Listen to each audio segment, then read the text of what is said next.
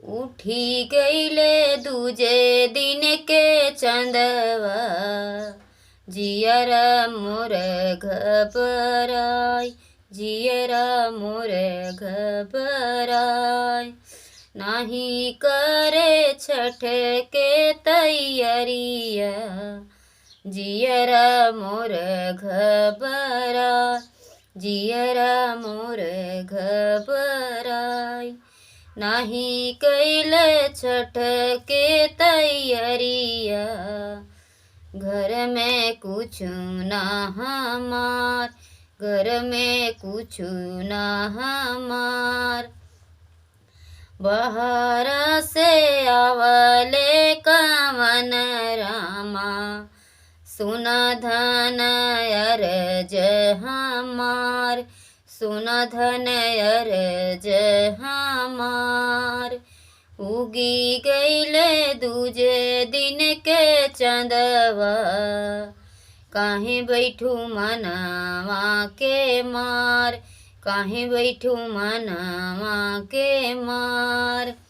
नाही कीने डाल से दौरवा, नाही कीने काला सूप, नाही कीने काला सूप।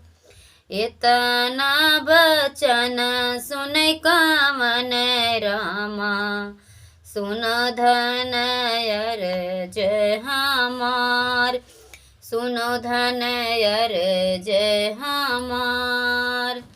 जइबैये धन हम जनपुर सहरिया, लइबै सुपवा खरीद, लइबै दौरा खरीद। कराहूँ ये धन छठ के तैयारिया, चलऊँ अर्घ के जून, चलऊँ अर्घ के जून।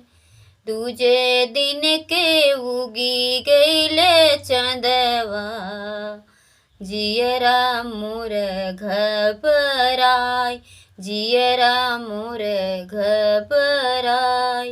बहरे से आवले नी बेटा, बहरे से आवले बेटा कवन रामा। मम्मी बैठू काहे मन मार, मम्मी काहे बैठू मन मार।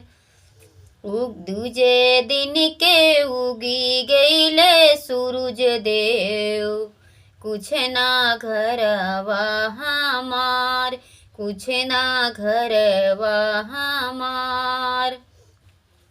बाहरे से आवे कवन बेटा, मम्मी बैठू मनवा मार, काहे बैठू मनवा मार।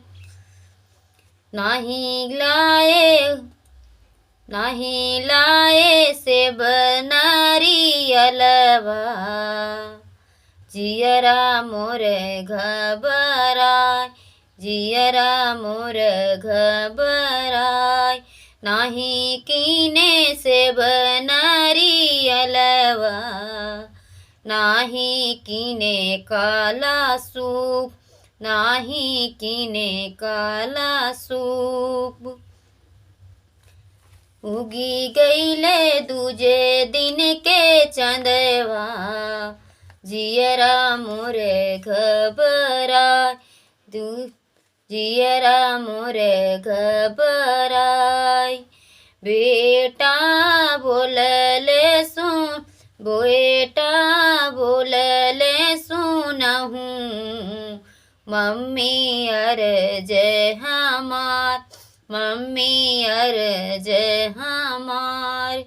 जइबै हम बदलापुर नगरिया, लइबै सुपवा खरीद, लइबै नरियल खरीद, लइबै सुपवा खरीद।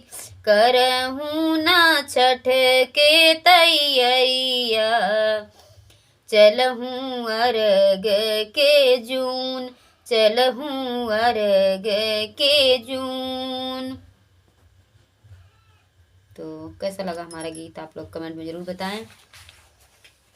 हमारे चैनल को सब्सक्राइब करें और वीडियो को लाइक करें, और फेसबुक पर देखते हैं तो फॉलो करें और शेयर करें, कमेंट में ज़रूर बताएं। जय हो छठ माता।